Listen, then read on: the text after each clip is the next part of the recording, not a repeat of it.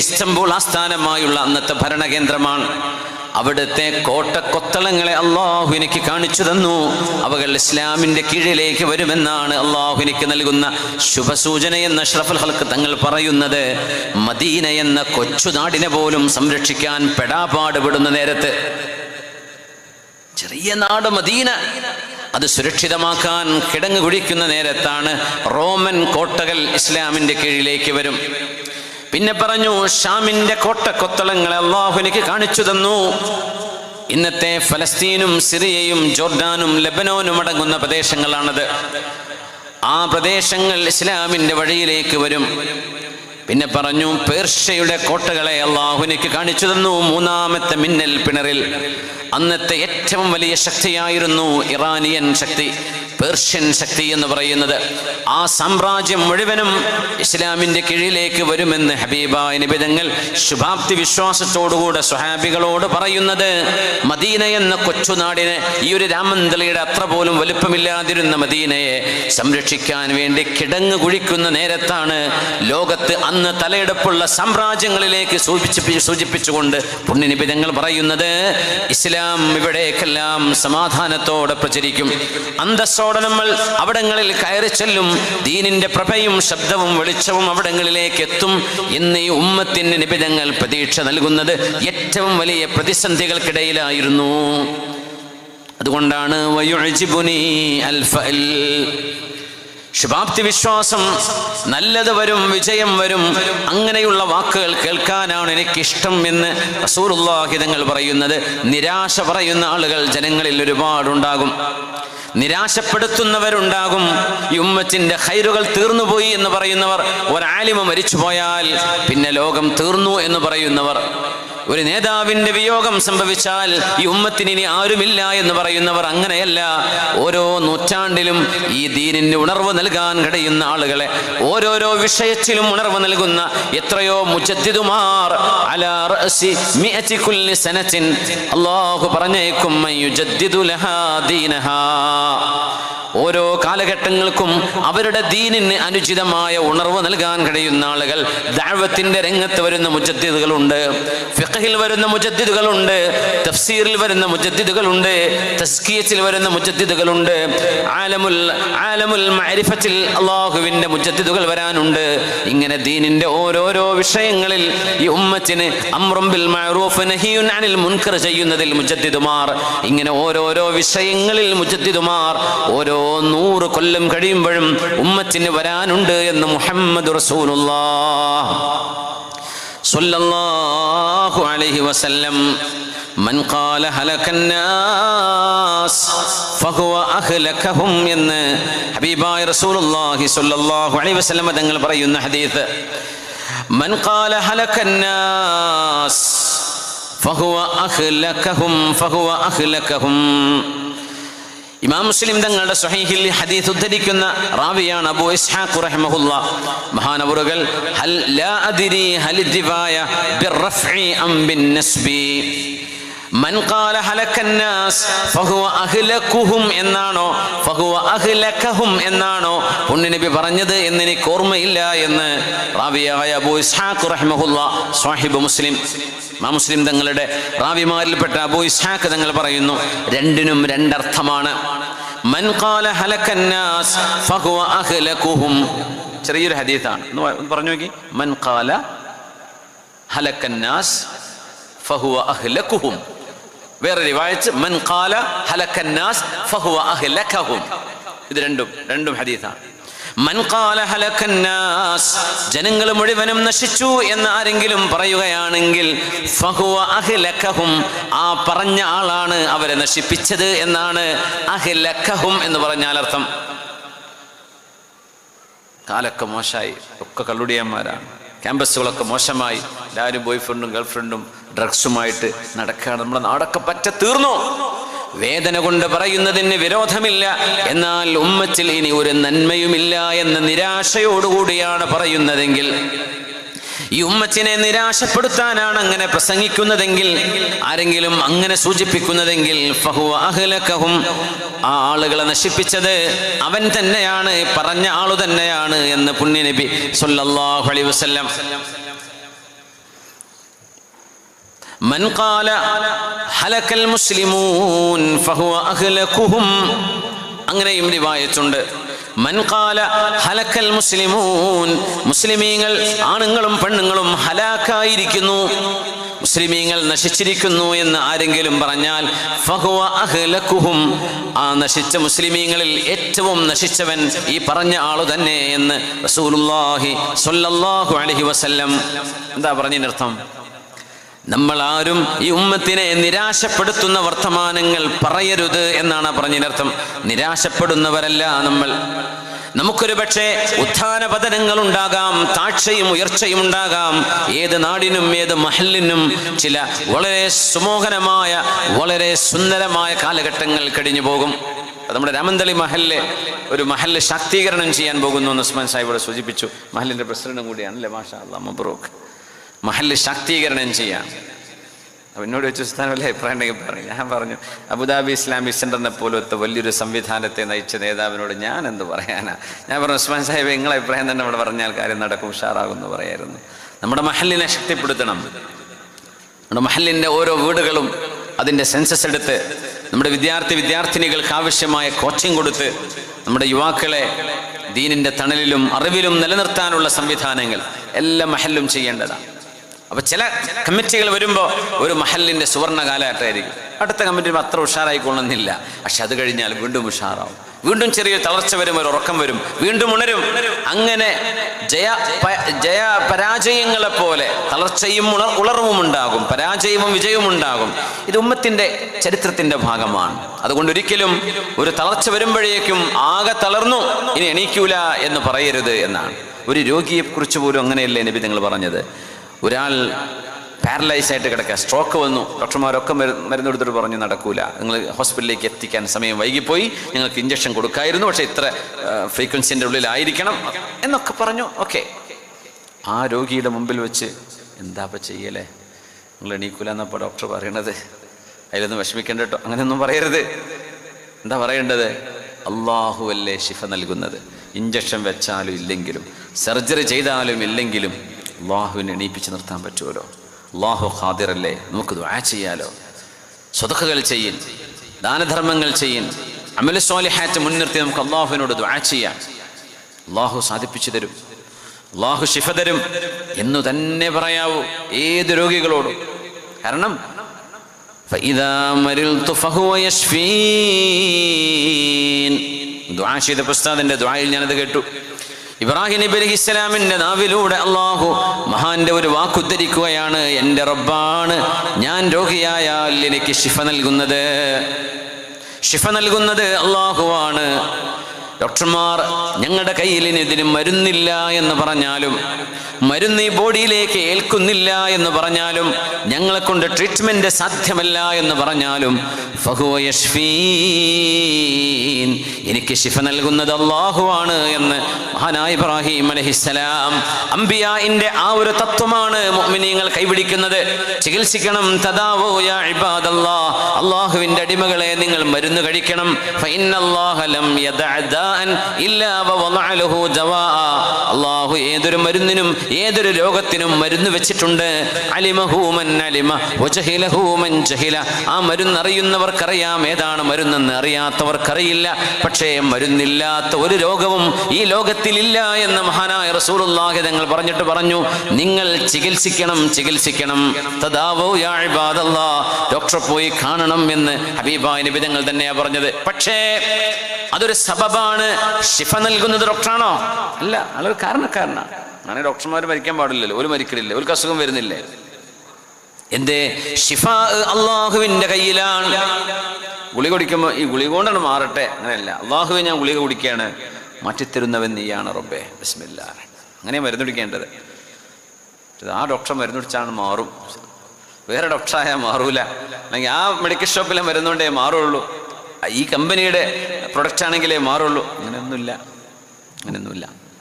സബബുകളാണ്, അതതിൻ്റെ കാരണമാണ്. അള്ളാഹ് ശിഫ വിധിച്ചിട്ടുണ്ടോ? വിധിക്കും. ഇല്ലേ? ഡോക്ടർ പറയും മരുന്നൊന്നും ഫലിക്കണില്ല. എന്തു തന്നെയായാലും ഒരു രോഗിയോട് പോലും നിരാശയിൽ പറയരുത്. 99 വയസ്സായ ഉമ്മയാണ്, വയസ്സായി കിടക്കുകയാണ്. എന്താ വരയ്ക്കേണ്ടത്? വലിയമാനെ നല്ലവർക്ക് മരിപ്പിക്കണമെന്നാ? അല്ല, വലിയമാക്ക് ശിഫ കൊടുക്കണേ എന്നാണ് ഓർക്കേണ്ടത്. അള്ളാഹുവേ നീ ശിഫ കൊടുക്കണേ, ആഫിയത്ത് കൊടുക്കണേ, അങ്ങനെ ഓർക്കാവൂ. നമ്മളൊരു 80-85 കഴിഞ്ഞാൽ പിന്നെ ദുആ. അതെ, തീരെ വയ്യ, പ്രായമായിക്കണേ, പിന്നെ എനിക്ക് ചേർന്നിട്ടൊക്കെ കുറേ കാലമായി, ഇപ്പോൾ കിടപ്പാണ്, നല്ല നിലക്കണ്ട് പോയി കിട്ടാൻ വേണ്ടി ഇമാൻ കിട്ടി സലാമത്താകാൻ തുറന്നൊക്കെയെന്ന് പറയും. അത് ഓർക്കണം, പക്ഷേ മരിക്കാൻ വേണ്ടി ഓർക്കരുത്. എന്നാണോ മരിക്കണത് അള്ളാഹു അപ്പോൾ ഈമാൻ കൊടുക്കണേ, അല്ലെങ്കിൽ ഈമാൻ സലാമത്തായി കൊടുക്കണം. പക്ഷേ ഏതൊരു രോഗിക്കും ശിഫ കിട്ടണം. മരിക്കുമ്പോൾ രോഗിയായിട്ട് തന്നെ മരിക്കണമെന്നൊന്നുമില്ലല്ലോ, ആഫിയത്തിന് മരിച്ചൂടെ? അള്ളാഹുവിനോട് ശിഫാഇനെ ചോദിക്കണം. ഒരുപക്ഷെ ആ ശരീരത്തിന് 120 വയസ്സ് വരെ അള്ളാഹ് ആയുസ് ചെയ്തിരിക്കണമെങ്കിൽ നമുക്കറിയാൻ പറ്റുമോ? അതുകൊണ്ട് പ്രായമായി വയ്യാണ്ടായി ഇനി എണീക്കൂല, അതൊക്കെ നമുക്ക് തോന്നുകയാണ്. അള്ളാഹുവിൻ്റെ ഖളായിൽ ചിലപ്പോൾ മറിച്ചാണെങ്കിലോ. അതുകൊണ്ട് ശിഫ കൊടുക്കണേന്നേ ദ്വാരക്കാവൂ. എന്നല്ല ഞാൻ മരിപ്പിക്കണേ, എല്ലാവരും കുഴങ്ങിക്കിട്ട് നോക്കിയിട്ട് ഇനി ആവുന്നില്ല, നോക്കാനൊന്നും ആളില്ല, ഭക്ഷണം വേഗം കൊണ്ടേക്കോട്ടെ, അങ്ങനൊന്നും പറയരുത്. നാളെ നമുക്ക് ഈ അവസരം വരുന്നു ആലോചിക്കുക. ഞങ്ങളിങ്ങനെ ഉഷാറായി ബോധമില്ലാണ്ട് കിടക്കുക. അപ്പോൾ അടുത്തുനിന്ന് തന്നെ കുട്ടി പറയാം, അമ്മ വാപ്പാനെ വേഗം കൊണ്ടുപോകാൻ വേണ്ടി വരുന്നൂടെ, എത്ര കാലമായി ഈ കിടത്തം കിടക്കണ വാപ്പ വല്യപ്പ എന്ന് പറയുമ്പോൾ പടച്ചോനെ എൻ്റെ കുട്ടി പറയണ കേട്ടോ. നിങ്ങൾക്ക് തിരിച്ചു പറയാൻ കഴിയാത്തൊരു രംഗമുണ്ടാവും. ഇത് കേൾക്കുന്നുണ്ട്, ബോധമുണ്ട്. കുട്ടിയെ പറയല്ലേ, വാപ്പക്ക് മരിക്കാനൊന്നും പൂതിയായിട്ടില്ല എന്ന് തിരിച്ചു പറയാൻ കഴിയാത്തൊരു നേരം എന്തൊരു വിഷമായിരിക്കും. അതുകൊണ്ട് രോഗിക്ക് പോലും പ്രതീക്ഷയാണ് കൊടുക്കേണ്ടതെന്നാണ്. മരിക്കാൻ തോർക്കണം എപ്പെന്നറിയോ? ഒരു നിയമം വന്ന് നിസ്കരിക്കാൻ പറ്റൂല, നോമ്പെടുക്കാൻ പറ്റൂല, ദീനനുസരിച്ച് ജീവിക്കാൻ പാടില്ല. അങ്ങനെ ശർഈയായ നമ്മുടെ ബാധ്യതകൾ പോലും ചെയ്യാൻ കഴിയാത്ത വിധം ഒരു മുസീബത്ത് വന്നാൽ അപ്പോൾ ഓർക്കണം, അള്ളാഹുവേ ജീവിതം ഖൈറാണെങ്കിൽ ജീവിപ്പിക്കണമേ, മരണം ഖൈറാണെങ്കിൽ മരിപ്പിക്കണമേ. അത് അപ്പോഴേ ഓർക്കാവൂ. നിസ്കരിക്കാൻ പറ്റൂല, ഒന്നിനും പറ്റൂല, പിന്നെ എന്താ ഇവിടെ നടന്നിട്ട് കാര്യം? തിന്നുക, കുടിക്കുക, ഉറങ്ങുക, വേറൊന്നും ചെയ്യാൻ പറ്റൂലെങ്കിൽ പിന്നെ എന്തിനു ജീവിക്കണം? അല്ലാഹുവേ അങ്ങനെയാണെങ്കിൽ അല്ലാഹുമ്മ ഹീനി മാ കാനത്തിൽ ഹയാതു ഖൈറൻ ലി വഅമിത്നി മാ കാനൽ മമാതു ഖൈറൻ ലി. ജീവിതം ഖൈറാണെങ്കിൽ ജീവിപ്പിക്കണമേ, മരണം ഖൈറാണെങ്കിൽ മരിപ്പിക്കണമേ എന്ന് പ്രാർത്ഥിക്കേണ്ടത് പോലും ദീനനുസരിച്ച് ജീവിക്കാൻ പറ്റാത്തൊരു ചുറ്റുപാട് വരുമ്പോഴാണ്. വഇദാ മരിൽതു ഫഹുവ യശ്ഫീൻ. റസൂലുള്ളാഹി സ്വല്ലല്ലാഹു അലൈഹി വസല്ലം തങ്ങൾ പറയാണ്, മൻ ഖാല ഹലക്കന്നാസ് ഫഹുവ അഹ്ലകഹും. ആരാണോ ജനങ്ങളൊക്കെ നശിച്ചുപോയി എന്ന് പറയുന്നത്, ആളുകളാണ് അവരെ നശിപ്പിച്ചത് എന്ന് ഹബീബായ നബി തങ്ങളുടെ ഹദീസ് സ്വല്ലല്ലാഹു അലൈഹി വസല്ലം.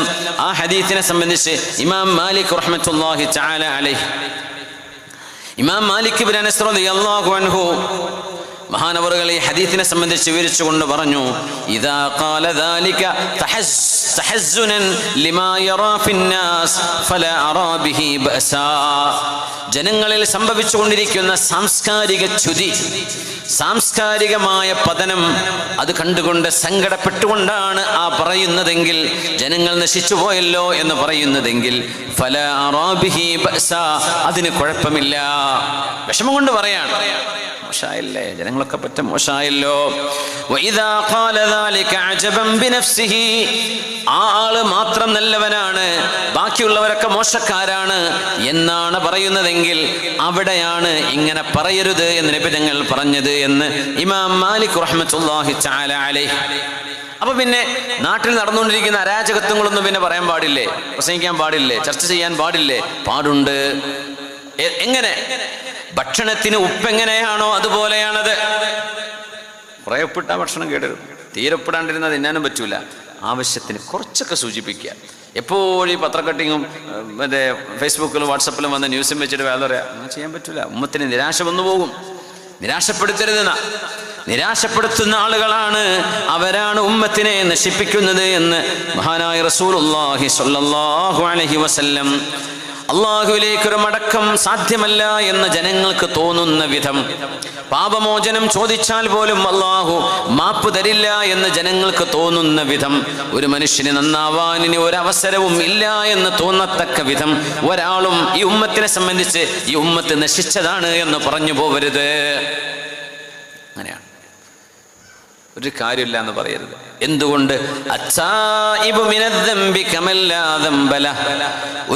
ഒരു തിന്മ ചെയ്ത്, തെറ്റു ചെയ്ത് അള്ളാഹുലേക്ക് പശ്ചാത്തപിച്ച് മടങ്ങുന്നവർ ആ തെറ്റ് ഒരിക്കലും ചെയ്തിട്ടില്ലാത്തവരെ പോലെയാണ് എന്ന് ഹബീബായ നബി തങ്ങളല്ലേ പറഞ്ഞത് സ്വല്ലല്ലാഹു അലൈഹി വസല്ലം.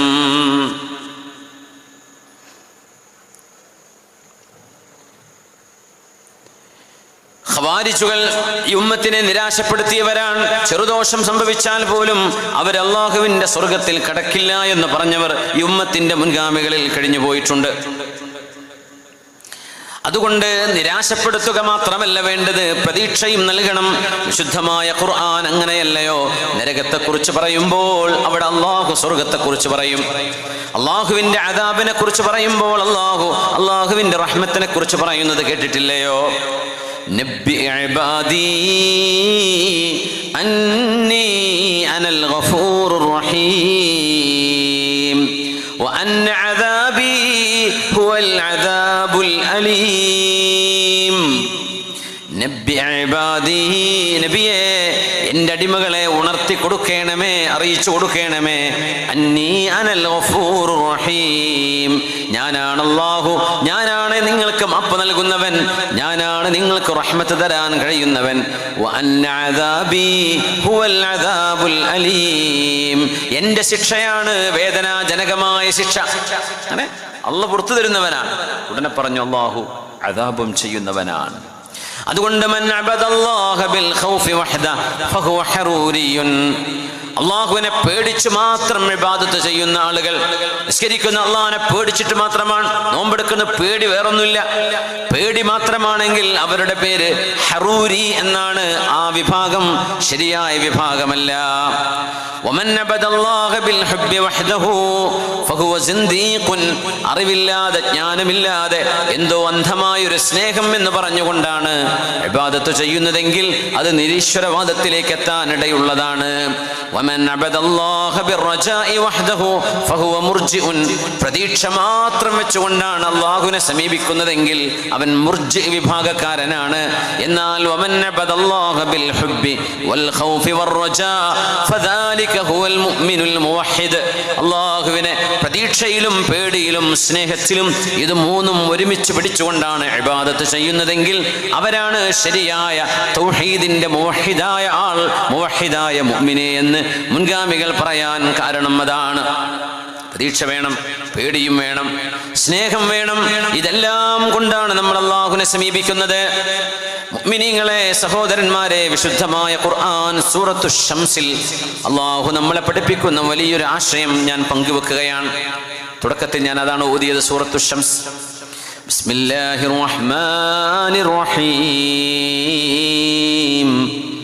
വശംസി വദുഹാഹാ, സൂര്യനെ തന്നെയാണ് സത്യം, സൂര്യന്റെ പ്രഭയെ തന്നെയാണ് സത്യം. ലോകത്തെ ഏറ്റവും സ്പീഡുള്ള സാധനം ഏതാ? സൂര്യപ്രകാശമാണ്.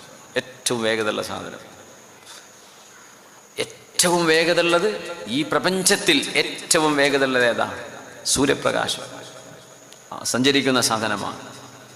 8 മിനിറ്റും 14 സെക്കൻഡ് എടുക്കും സൂര്യനിൽ നിന്നൊരു പ്രകാശം ഭൂമിയിലേക്ക് എത്താൻ. 8 മിനിറ്റും 14 സെക്കൻഡും. വേഗത സെക്കൻഡിൽ 3 ലക്ഷം കിലോമീറ്റർ. അപ്പോൾ 8 മിനിറ്റിൽ എത്ര സെക്കൻഡ് ഉണ്ടാവും? 14 സെക്കൻഡിൽ എത്ര കിലോമീറ്റർ ഓടുപ്പം? സെക്കൻഡിൽ 3 ലക്ഷം. അങ്ങനെ 8 മിനിറ്റും 14 സെക്കൻഡും ഓടിയാലേ സൂര്യനിൽ നിന്ന് ഭൂമിയിലേക്ക് പ്രകാശത്തുള്ളൂ.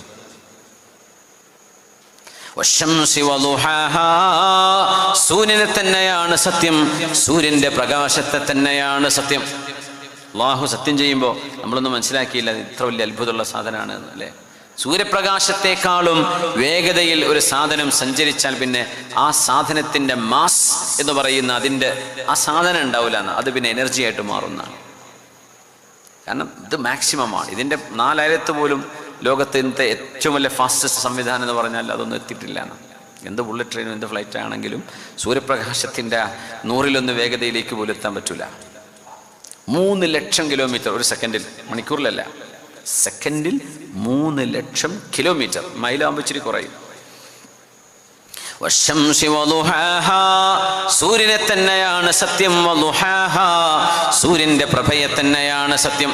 അള്ളാഹു സത്യം ചെയ്യുന്നത് അള്ളാഹുവിന്റെ സൃഷ്ടിപ്പിലെ മഹാത്ഭുതങ്ങളെ കാണിച്ചു തന്നുകൊണ്ടാണ്. അള്ളാഹിന്റെ സൃഷ്ടിപ്പിലെ ഏറ്റവും ചെറുതുപോലും വലിയ മഹാത്ഭുതമാണ്, അത് വേറെ വിഷയം. ഏറ്റവും ചെറുതുപോലും ഇന്നല്ലാഹ ലാ യസ്തഹീ അൻ യദ്രിബ മസലൻ മാ ബഊദതൻ ഫമാ ഫൗഖഹാ അള്ളാഹുവിന് ഒരു കൊതുകിനെ ഉദാഹരണമായി പറയാൻ അള്ളാഹ്ക്ക് മടിയില്ല എന്ന് വിശുദ്ധ ഖുർആൻ പറയുന്നുണ്ട്. അള്ളാഹിന്റെ മഹത്വം പറയുമ്പോൾ ഒരു കൊതുകിനെ പറയാൻ അള്ളാഹുവിന് മടിയില്ല. എന്താ പറഞ്ഞത്? കരയിലെ ഏറ്റവും വലിയ ജീവിയാണ് ആന. ആനക്കുള്ള ആനന്റെ ദേഹത്തുള്ള സർവ്വ അവയവവും ഒരു കൊതുകിന്റെ ദേഹത്തുണ്ടെന്ന. പുറമെ ആനക്കില്ലാത്ത 4 ചിറകുണ്ട് കൊതുകിന്, അല്ലേ? തുമ്പിക്കൈണ്ട്. ആനക്ക് ചോര കുടിക്കാനൊന്നും പറ്റൂല, പിടിച്ച് വലിച്ചെറിയാനേ വഴിയുള്ളൂ. കൊതുകിന് എവിടെയാണ് ചോര ഓടുന്ന ഞരമ്പ് എന്ന് സെൻസ് ചെയ്ത് മണത്ത് അവിടെ ഇഞ്ചെക്ട് ചെയ്യും. നമ്മൾ ബ്ലഡ് കൊടുക്കാൻ പോയാലേ ചില നഴ്സുമാരുണ്ട് കുത്തി വെക്കൽ, ശരിയായില്ല, പുറത്തൊന്ന് കുത്തി, പിന്നെ നമുക്ക് ദേഷ്യം വരും. ഈ പണിയൊന്നും പഠിച്ചിട്ട് ഇരുന്നാൽ പോരായിരുന്നു എന്നൊക്കെ ചോദിക്കും ചിലപ്പോൾ. കൊതുക് അങ്ങനെയല്ല, കുത്തുന്നത് കറക്റ്റാണ്. അപ്പോൾ ഒരു കറക്റ്റ് രക്തം കുറച്ച് കുടിച്ച് വയറ് നിറഞ്ഞാൽ നമ്മൾ അറിയേ പോലുള്ളൂ. നമ്മെ അറിയാത്ത വിധം കുത്താനുള്ള ചെറിയ എൻസൈം പോലും അള്ളാഹു കൊടുത്തിട്ടുണ്ട് അതിന്. അതുകൊണ്ടാണ് മഹാന്മാർ പറയുന്നത്, അള്ളാഹു കൊതുകിനെ ഉദാഹരണം പറയുമ്പോൾ അത്ഭുതപ്പെടേണ്ട. കരയിലെ ഏറ്റവും വലിയ ജീവിയായ ആനയെ എന്താ അള്ളാഹ് പറയാത്തത്? വലിയൊരു സാധനമാണോ? മുമ്പൊക്കെ ഒരു കമ്പ്യൂട്ടർ എന്ന് പറയുന്നത് ഒരു റൂമിൻ്റെ അത്ര വലുപ്പമുണ്ടായിരുന്നു. കണ്ടിട്ടില്ല? കമ്പ്യൂട്ടറിനെ സംബന്ധിച്ചുള്ള ചില നോട്ട്സൊക്കെ കാണും, ഒരു റൂമിൻ്റെ അത്ര വലുപ്പമുണ്ടായിരുന്നു പണ്ടത്തെ കമ്പ്യൂട്ടർ. ഇപ്പം നമ്മുടെ കയ്യിലുള്ള മൊബൈൽ ഫോൺ ഇതൊരു കമ്പ്യൂട്ടറാണ്. അപ്പം വലുതിനാണോ സ്ഥാനം ഈ ചെറുതിനാണോ? ചെറുതിനാണ്. അതുകൊണ്ട് അള്ളാഹ് കൊതുകിനെ ഉദാഹരണം പറയാൻ അള്ളാഹ്ക്ക് മടിയില്ല. എന്തേ? കൊതുകിൻ്റെ ദേഹത്തുള്ള ബ്രെയിന് കൊടുത്തു, കണ്ണ് കൊടുത്തു, മൂക്ക് കൊടുത്തു, തുമ്പിക്കൈ കൊടുത്തു, കാല് കൊടുത്തു, ചിറകും കൊടുത്തു. ചെറുകോടിലും വൻകോടിലും ഒക്കെ അതിനുണ്ട്. ഇതൊക്കെ ചെറിയ സാധനത്തിനുള്ളിൽ കൊടുത്തില്ല അള്ളാഹു. നമ്മളെ കൊണ്ട് കഴിയുമോ ഇതൊക്കെ? നിങ്ങൾ അടിക്കാൻ പോകുമ്പോൾ കൊതുക് ഓടുന്നുണ്ട്, അടി കൊള്ളുന്ന മൂപ്പർക്ക് ബ്രെയിൻ ഉണ്ട്, നിങ്ങളെ കാണുന്നുണ്ട്, കാഴ്ചയുണ്ട്, സ്മെല്ല് ചെയ്ത് ചില ശരീരങ്ങളിൽ പ്രത്യേകം വന്നിരിക്കും, അവർക്ക് പെട്ടെന്ന് സെൻസ് ചെയ്യും, ചില ശരീരങ്ങളിലെ ബ്ലഡ് അവർക്ക് ഇഷ്ടമാവും. ഇതൊക്കെ അള്ളാഹു ഒരു ചെറിയ സാധനത്തിന് കൊടുത്തില്ലേ? അതുകൊണ്ട് അള്ളാഹുവിന്റെ ഉദാഹരണം പറയുമ്പോൾ വലിയ വലിയ സാധനങ്ങൾ തന്നെ പറയണമെന്നില്ല. ഏത് ചെറുതും അള്ളാഹുവിന്റെ ഖുദ്റത്തിന്റെ വലിയ വലിയ ഉദാഹരണങ്ങളാണ്. സൂര്യനെ തന്നെയാണ് സത്യം, സൂര്യന്റെ പ്രഭയെ തന്നെയാണ് സത്യം. സൂര്യൻ അസ്തമിക്കുമ്പോൾ, ഭൂമിയിലാകെ ഇരുള് പരക്കുമ്പോൾ, സൂര്യാസ്തമയത്തിന് ശേഷം വെളിച്ചം തരാൻ വേണ്ടി അസ്തമയത്തെ തുടർന്ന് വരുന്ന ചന്ദ്രന്റെ പ്രഭയെ തന്നെയാണ് സത്യം. നോക്കണം, അല്ലാഹു സൂര്യൻ എന്ന വലിയ ടോർച്ച് അടച്ചു കഴിഞ്ഞാൽ പിന്നെ ചെറിയൊരു വെളിച്ചം പിന്നെയും കൊടുക്കും. കാരണം എപ്പോഴും വീട്ടിലെത്താത്തവരുണ്ടാവും, അവർക്ക് വഴി കാണണം. സ്ട്രീറ്റ് ലൈറ്റ് ഒക്കെ എപ്പോഴല്ലേ വന്നിട്ടുള്ളൂ.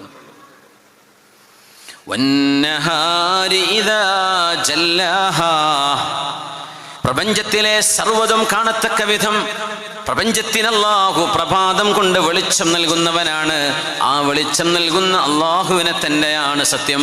അപ്പൊ നമ്മുടെ ചെറിയ ഫ്ലഡ് ലൈറ്റുകളെ പോലെ വലിയ ലൈറ്റുകൾ ഇവിടെ ഉണ്ട്, അല്ലേ? ഇനി ഒരു 1000 ലൈറ്റ് ഇവിടെ ഫിറ്റ് ചെയ്തെന്ന് വിചാരിക്കുക. എന്നാലും ചെറിയ മാളങ്ങളും പൊത്തുകളൊക്കെ ഉണ്ടാവും. ഇപ്പോൾ ഇതിൻ്റെ അടിയിലൊക്കെ അതിൻ്റെ ഉള്ളിലൊന്നും വെളിച്ചം കിട്ടൂല. ഇപ്പം ഇവിടെ ഭയങ്കര ലൈറ്റ് ഉണ്ട്. അപ്പോൾ നേരെ ബാക്കിലുള്ള ചെറിയ ചെറിയ സുഷിരങ്ങൾ, ആ ചെടികൾ ചുറ്റിൻ്റെ ഉള്ളത് നമ്മൾ കാണുന്നില്ല. എന്തേ? അങ്ങോട്ട് വെളിച്ചെത്തുന്നില്ല. അള്ളാഹിൻ്റെ വെളിച്ചം തീർന്നാൽ നമ്മളെ കൊണ്ട് കഴിയുന്ന വെളിച്ചം നമ്മൾ കത്തിച്ചു വെക്കും. പക്ഷെ അതൊരിക്കലും അള്ളാഹിൻ്റെ വെളിച്ചത്തിനോട് എത്തുന്നില്ല.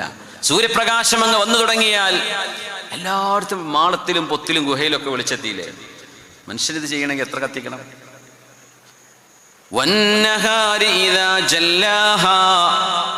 ഭൂമിയെ, പ്രപഞ്ചത്തെ തെളിമയാർന്ന വെളിച്ചം കൊണ്ട് അല്ലാഹു നിങ്ങൾക്ക് തെളിയിച്ചു തരുന്നില്ലയോ? ആ റബ്ബിന്റെ വലിയ സൃഷ്ടിയല്ലയോ പകൽ എന്ന് പറയുന്നത്? ആ പകലിനെ തന്നെയാണ് സത്യം. സത്യം ചെയ്യാണല്ലോ. ഇനി എന്താ പറയാൻ പോണ വിഷയം? അതാണ് ഇനി ശ്രദ്ധിക്കേണ്ടത്.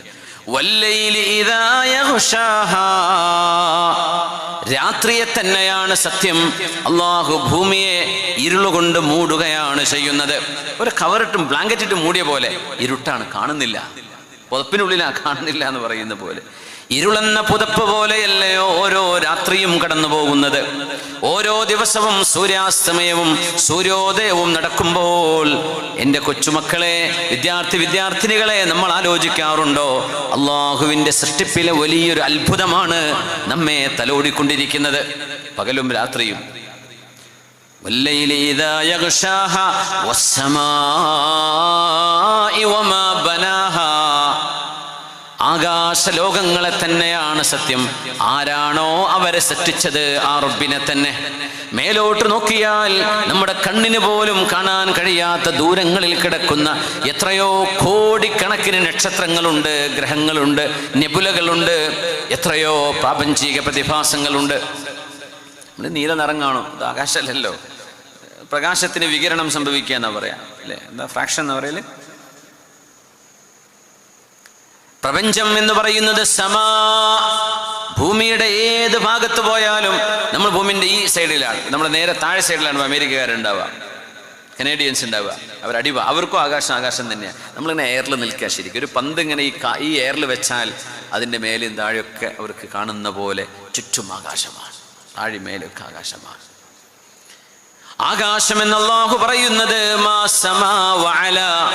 മനുഷ്യന്റെ ഉന്നതങ്ങളിൽ കിടക്കുന്നതെല്ലാം ആകാശലോകങ്ങളാണ്. കോടിക്കണക്കിന് നക്ഷത്രങ്ങളെയാണ് അല്ലാഹു പ്രപഞ്ചത്തിൽ സൃഷ്ടിച്ചത്. ആ സൃഷ്ടിച്ച അല്ലാഹുവിനെ തന്നെയാണ് സത്യം. നിങ്ങളുടെ ഭൂമി എന്നത് പ്രപഞ്ചത്തിലെ അല്ലാഹുവിൻ്റെ ഗ്രഹങ്ങളിലേക്ക് നോക്കിയാൽ വളരെ ചെറിയ ഒരു പൊടിയുടെ അത്രയേ ഉള്ളൂ. അല്ലാഹുവിൻ്റെ മറ്റു ഗ്രഹങ്ങളെ നോക്കിയാൽ, മറ്റു നക്ഷത്രങ്ങളെ നോക്കിയാൽ നമ്മുടെ ഭൂമി എന്ന് പറയുന്നത് വളരെ ചെറിയ സാധനം. നമ്മളിപ്പോൾ എയറിലാണ് നിൽക്കുന്നത്, വല്ല ബോധമുണ്ടോ? ഒരു മുട്ട് പോലും കൊടുക്കാതെ ഭൂമി കറങ്ങണത് അങ്ങ് ആലോചിച്ചാണ്ടല്ലോ, പെരീന്ന് പുറത്തിറങ്ങൂല. എയറിലായി തിരിയണത് ഈ സാധനം മുട്ടുകൊടുത്തിട്ടില്ല. ഗ്രാവിറ്റി കൊണ്ട് മാത്രമാണ്. ആകർഷണ ബലം, ഗ്രാവിറ്റി, പുഷ് ആൻഡ് പുൾ.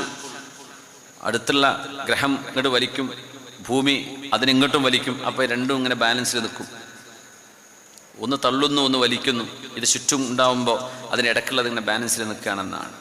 അതുകൊണ്ടാണ് ആകാശലോകങ്ങളെ കാണുന്നില്ലയോ? ബിഗൈരി അമദിൻ തറൗനഹാ, നിങ്ങളുടെ കണ്ണുകൊണ്ട് കാണാൻ കഴിയാത്ത ചില തൂണുകൾ അല്ലാഹു വെച്ചു കൊടുത്തിട്ടുണ്ട്.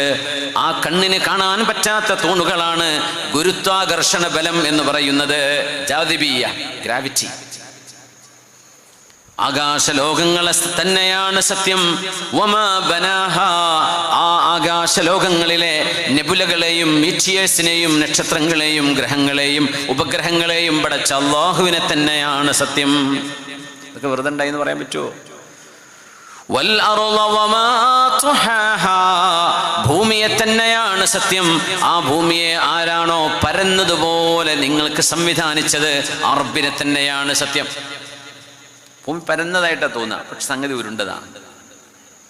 ഉരുണ്ട ഒരു സാധനത്തുമ്പോൾ എങ്ങനെ അല്ലാഹു വെള്ളമൊക്കെ വെച്ചത് ആലോചിച്ച് നോക്കി. ഒരു ഉരുണ്ട സാധനത്തുമ്പോൾ വെള്ളം വെച്ചാൽ വെള്ളം താഴേക്ക് വരില്ലേ? രാമന്തളിയിൽ കടലുണ്ടോ? ബീച്ചുണ്ടോ? ഭൂമി ഉരുണ്ടതാണ്.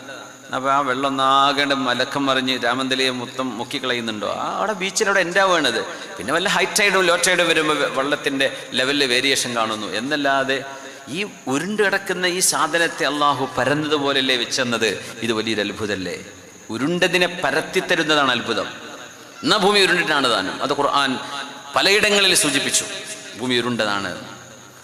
വൽ അർള വമാ തുഹാഹാ, ഭൂമിയെ തന്നെയാണ് സത്യം, മണ്ണിനെ തന്നെയാണ് സത്യം, കരയെ തന്നെയാണ് സത്യം, കടലിൽ തന്നെയാണ് സത്യം. ആരാണോ ഭൂമിയെ ഉരുണ്ടതായിരുന്നിട്ട് പോലും നിങ്ങൾക്ക് പരത്തി തന്നിരിക്കുന്നത് ആ റബ്ബിനെ തന്നെയാണ് സത്യം. ഒക്കെ ചിന്തിക്കാൻ വേണ്ടി പറയാം.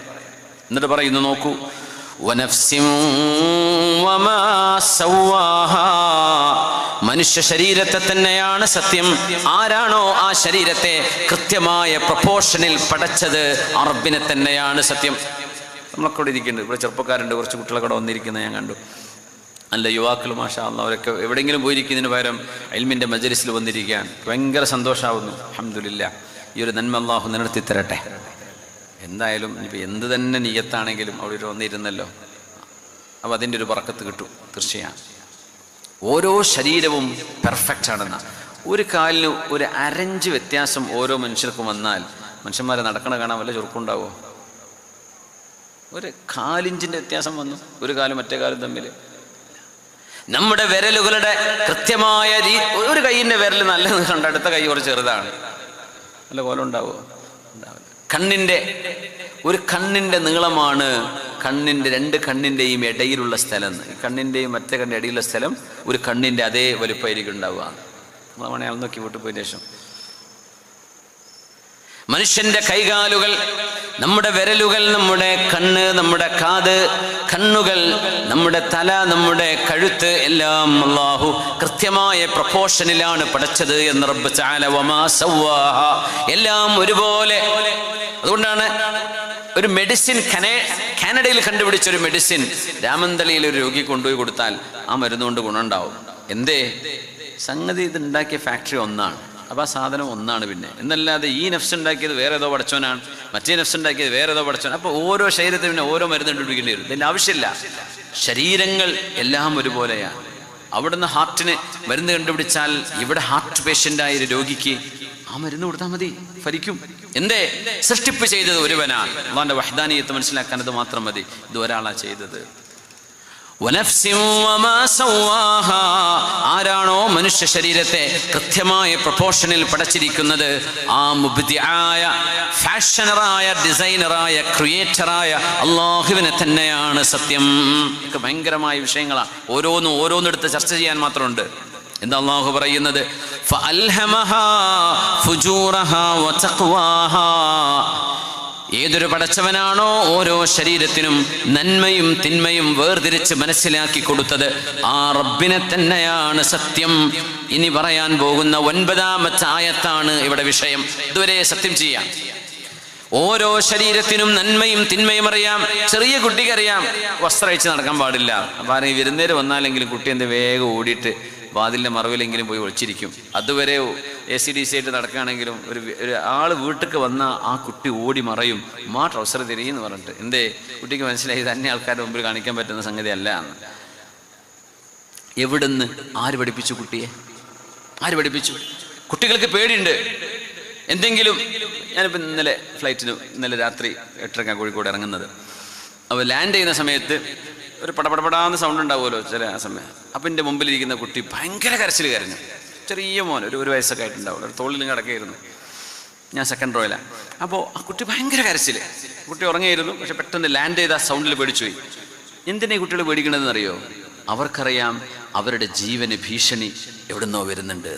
ഞാൻ മരിക്കും, എനിക്കെന്തോ അപകടം സംഭവിക്കാൻ പോകുന്നുണ്ട്, അതുകൊണ്ട് എന്നെ സഹായിക്കണേ എന്ന് ഞാൻ വിളിച്ചു പറയാം. അതാണ് ആ കരച്ചിലിൻ്റെ അർത്ഥം. ഒരു വെടിപൊട്ടിയ കുട്ടി കരയും. എന്തേ? എനിക്ക് പേടിയാവുന്നു. എന്ത്? അത് എന്നെ ബാധിക്കുമോ? എൻ്റെ ജീവനെ എടുക്കുമോ? കുട്ടികൾ പേടിക്കുന്നുണ്ട്. ആരാണ് കൊച്ചുമക്കൾക്ക് ഇത് പഠിപ്പിച്ചു കൊടുത്തത്? മരണമുണ്ടെന്നോ അപകടം വരുമെന്നോ കുട്ടിക്കാരെയും പറഞ്ഞു കൊടുത്തിട്ടാ?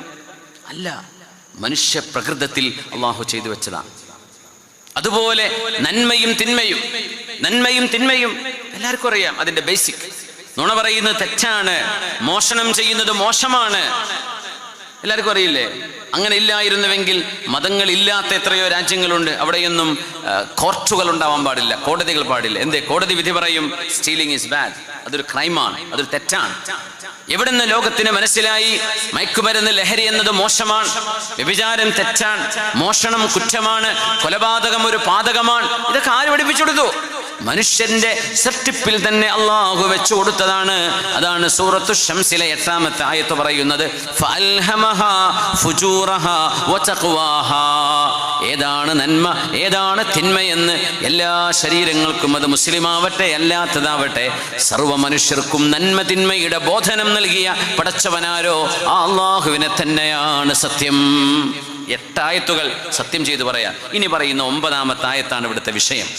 ആ വിഷയത്തിനുള്ള ആമുഖമാണ് ഈ 8 ആയത്തുകളിൽ സത്യം ചെയ്തു പറഞ്ഞത്. എന്താണ് പറയുന്നത്? ഖദ് അഫ്ലഹ മൻ സക്കാഹാ.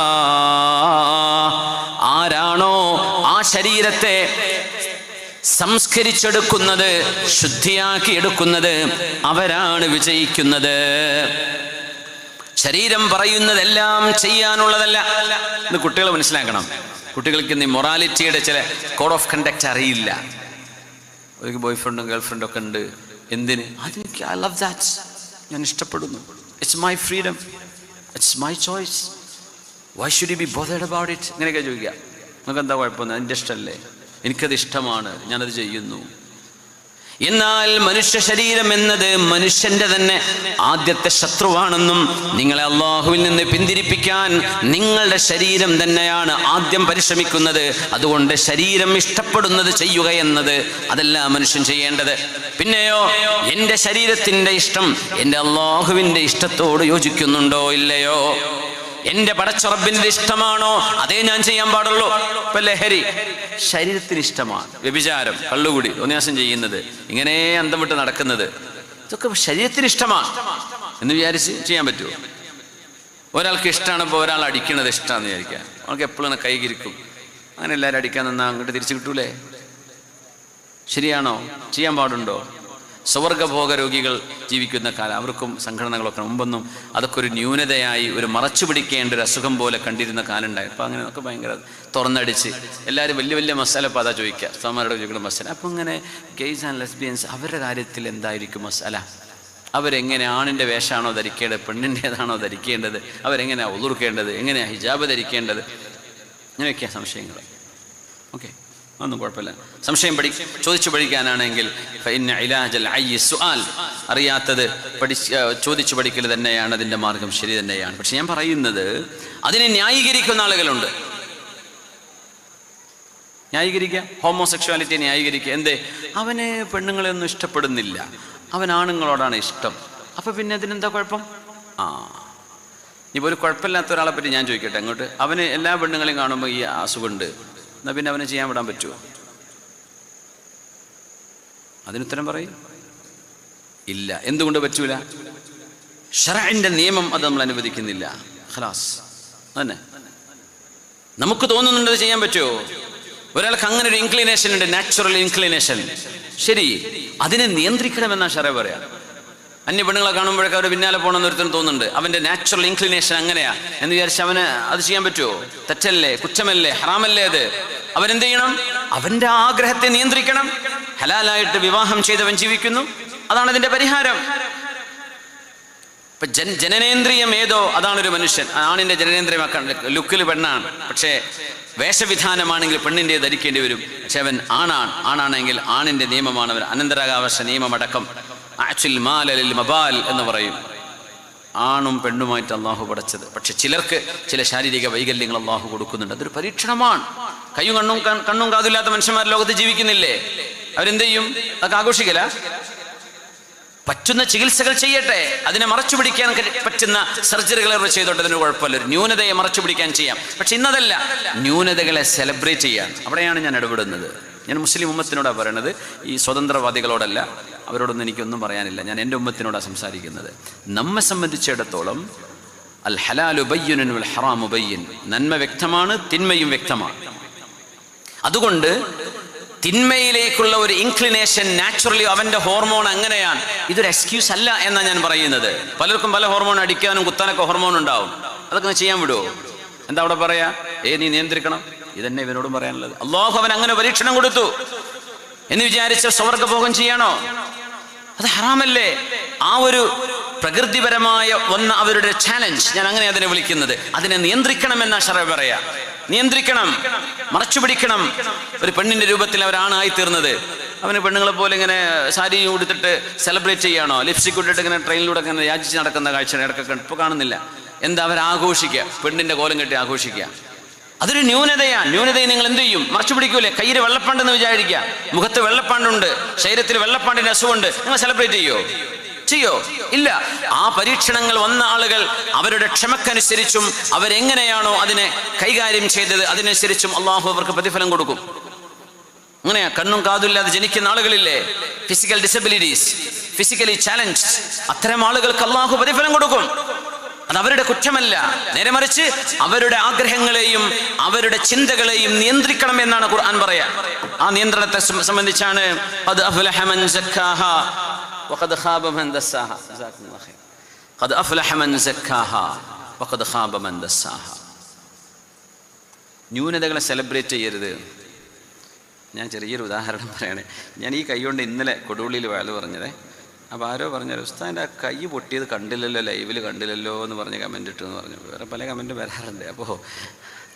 അപ്പോൾ ഞാൻ പറയും, ഈ കയ്യിൽ കുഴപ്പമുള്ളത് ഇങ്ങനെ കാണിച്ചു കൊടുക്കാനുള്ളതാണ്. ഞാനത് മറച്ചു പിടിച്ച് സ്റ്റേജിൽ ചെറിയ മറവുണ്ടായിരുന്നു, ഇങ്ങനെ കയ്യും വെച്ച് ഒറ്റ കൈ കൊണ്ടാണ് പറയണത്. ഞാൻ എൻ്റെ ന്യൂനതയെ ഞാൻ മറച്ചു വെക്കുകയാണ്. അത് സെലിബ്രേറ്റ് ചെയ്യാനുള്ളതല്ല, അത് സിമ്പതി വാങ്ങിക്കാനുള്ളതല്ല ഇത്. അത് ഞാനത് നിയന്ത്രിക്കുന്നു. അപ്പോൾ പിന്നെ എന്താ ഞങ്ങൾ കാണാൻ പറ്റിയില്ലല്ലോ, ആ ലൈവ് ഇട്ടപ്പോൾ പോയ ക്യാമറ സെറ്റ് ചെയ്തപ്പോൾ എന്തിപ്പോൾ അങ്ങനെ ആക്കാഞ്ഞത്, അതായിരിക്കും ഇവർ ചോദിക്കുന്നുണ്ടാവുക. ഇതുപോലെ ഏത് മനുഷ്യൻ്റെ ന്യൂനതയും മറച്ചു പിടിക്കാനുള്ളതാണ്, എന്തിനുള്ളതല്ല, സെലിബ്രേറ്റ് ചെയ്യാനുള്ളതല്ല. അതുകൊണ്ടാണ് ഖദ് അഫ്ലഹ മൻ സക്കാഹാ. നമ്മുടെ ന്യൂ ജനറേഷൻ മക്കളോട് പറയാം, മക്കളെ, നിങ്ങളുടെ ശരീരത്തിന് ഈ ഒരു യൗവനം ഒരു 20, 25, 28, 30 വയസ്സ് വരെ കത്തുന്ന സമയമാണ്. ആരും ഉപദേശിച്ചിട്ടും തലയിൽ കയറില്ല. പ്രേമത്തിലെങ്ങാനും കുടുങ്ങിപ്പോയോ ആരും പറഞ്ഞിട്ടും കാര്യമില്ല, നിങ്ങളെ തലയ്ക്ക് അത് കയറൂല, ആണായാലും പെണ്ണായാലും. പിന്നെ ചിലത് അനുഭവിച്ച് അനുഭവിച്ചറിയേണ്ടി വരും അതിൻ്റെ പരാജയവും അതിൻ്റെ ദുരന്തവും. പിന്നെ മാതാപിതാക്കളൊക്കെ അങ്ങോട്ട് തള്ളിവിടും, ഇനി എന്തോ ആയിക്കോട്ടെ, പറഞ്ഞാൽ കേൾക്കാൻ പിന്നെ അങ്ങനല്ലേ ചെയ്യുക, ഇനി എന്തോ ആയിക്കോട്ടെ എന്ന് പറയും. അതിന് മറുപടിയാണ് ഖുർആൻ പറയുന്നത്, ഖദ് അഫ്ലഹ മൻ സക്കാഹാ. ആകാശത്തെയും സൂര്യനെയും ചന്ദ്രനെയും പ്രഭയെയും പകലിനെയും രാത്രിയെയും മനുഷ്യ ശരീരത്തെയും അതിൻ്റെ ക്രിയേഷനിൽ വന്ന പെർഫെക്ഷനെയും അള്ളാഹു നമുക്ക് നന്മതിന്മകളുടെ അടിസ്ഥാന ബോധം നൽകിയ വിഷയമടക്കം പറഞ്ഞ് സത്യം ചെയ്തുകൊണ്ട് അള്ളാഹു പറഞ്ഞ വിഷയമാണ്, നിങ്ങളുടെ ഈ ശരീരം നിങ്ങൾ നിയന്ത്രിക്കണമേ. ക്യാമ്പസിൽ മുഴുവൻ ആളുകൾക്കും ഗേൾ ഫ്രണ്ടും ബോയ് ഫ്രണ്ടും ഉണ്ട്. നീ അതിന് നടക്കുകയാണോ? നീ പഠിക്കാൻ ചെല്ലുന്നല്ലേ നിന്റെ ക്യാമ്പസ്? അങ്ങനെ ഒരു നാച്ചുറൽ ഇംഗ്ലീഷ് ഉണ്ടാവും. നിനക്ക് നിക്കാഹ് ചെയ്ത് ഹലാലായൊരു ഭാര്യയെ ലഭിക്കുന്നവരെ നീ നിന്നെ നിയന്ത്രിക്കണം. അതിനാ ശറഅ് പറയുന്നത്. എന്നല്ല തോന്നിയ പോലെ നടക്കണോ? കിട്ടാത്തത് കൊണ്ട് അങ്ങനെ ചെയ്യുന്നു, അങ്ങനെയല്ല. തിന്മയുടെ അവസരം ലഭിച്ചാൽ പോലും തിന്മയിൽ ഒരു മുഅ്മിന മനുഷ്യൻ ചെന്ന് പെടാൻ പാടില്ല. ഖദ് അഫ്ലഹ മൻ സക്കാഹാ വഖദ് ഖാബ മൻ ദസ്സാഹാ. ആരാണോ ഈ ശരീരത്തെ ചവിട്ടി മെതിക്കുന്നത്, അല്ലെങ്കിൽ ശരീരത്തിന്റെ ആഗ്രഹത്തിനൊത്ത് നടക്കുന്നത്, അവര് തീർച്ചയായും പരാജയപ്പെട്ടിരിക്കുന്നു. വഖദ് ഖാബ മൻ ദസ്സാഹാ.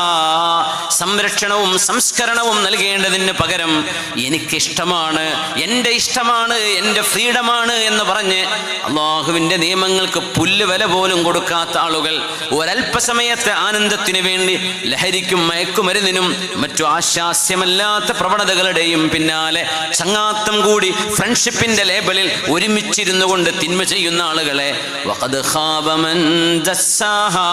അള്ളാഹു നൽകുന്ന ഈ ശരീരത്തെ അവൻ പറഞ്ഞതുപോലെ കൊണ്ടു നടക്കേണ്ടതിന് പകരം നശിപ്പിച്ചു കളഞ്ഞവർ പരാജയപ്പെട്ടിരിക്കുന്നു എന്ന് അള്ളാഹു പറയുന്നത് 8 അള്ളാഹുവിന്റെ മഹാത്ഭുതങ്ങളെ സത്യം ചെയ്തു പറഞ്ഞതിന് ശേഷമാണ്.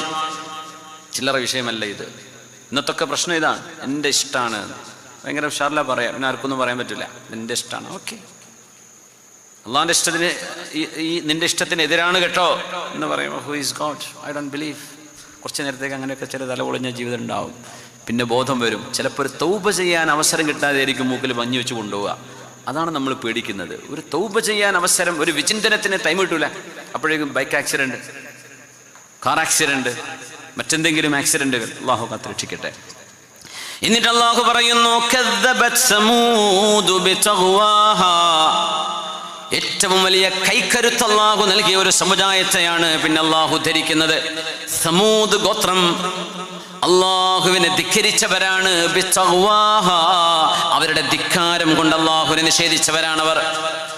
ഭയങ്കരമായ ആരോഗ്യമായ മലകൾ തുരന്നുണ്ടാക്കുന്നവരാ. സൗദി അറേബ്യയിലെ ഹിജ്റിൽ പോയാൽ എന്ന് അൽ ഉല എന്നാണ് അറിയപ്പെടുക. അവിടെ എയർപോർട്ട് വന്നിട്ടുണ്ട്, ഇന്റർനാഷണൽ എയർപോർട്ട്, അല്ലെങ്കിൽ തബൂക്ക് എയർപോർട്ട് യൂസ് ചെയ്യാൻ പറ്റും. അൽ ഉലയിൽ എയർപോർട്ടുണ്ട്. സമൂദുകാർ ജീവിച്ച സ്ഥലം നമുക്ക് കാണാൻ പറ്റും. പെട്രയിൽ ചെന്നാൽ കാണാൻ പറ്റും, ജോർഡാനിൽ. അതൊക്കെ ഏകദേശം ഇതിൻ്റെയൊക്കെ പരിസരങ്ങൾ തന്നെയാണ് സമൂദുകാർ ജീവിച്ചത്. കാനു യൻഹിതൂന മിനൽ ജിബാലി ബുയൂത. They used to crave houses out of mountains. പർവ്വതങ്ങളൊക്കെ തുരന്നിട്ട് ഇങ്ങനെ വീടുണ്ടാക്കുന്നവരാണ്. നമ്മളൊക്കെ സിമെൻ്റൊക്കെ കട്ട വെച്ചിട്ട് ഇങ്ങനെ അടുക്കിടയ്ക്ക് വെച്ചിട്ടല്ലേ വീടുണ്ടാക്കുക. അവർക്ക് മല കിട്ടിയാൽ മതി, അത് തുരന്നിട്ട് വീടാക്കി കളയും. അത്ര വലിയ മെയ്സൺസ് ആൻഡ് എൻജിനീയേഴ്സ് ആയിരുന്നു അവർ. അവർക്ക് തോന്നി, ഞങ്ങൾ ഇങ്ങനെ ആരോഗ്യമുള്ള മനുഷ്യന്മാരല്ലേ, പിന്നെ കണ്ണുകൊണ്ട് കാണാത്തൊരു പടച്ചവനുണ്ടെന്ന് വിശ്വസിക്കേണ്ട കാര്യമില്ലല്ലോ. ബിതഗ്വാഹാ. ആ സമൂദിലെ ഏറ്റവും പരാജയപ്പെട്ട ഒരു മനുഷ്യൻ മുന്നോട്ട് വന്നു. അയാളുടെ പേര് ഖുദാറു ബിൻ സാലിഫ് എന്നായിരുന്നു. ഖുദാറു ബിൻ സാലിഫ്. ആ മനുഷ്യൻ മുന്നോട്ട് വന്ന് എന്ത് ചെയ്തു? ഫഖാല ലഹും റസൂലുള്ളാഹ് നാഖത്തല്ലാഹി വസുഖിയാഹാ.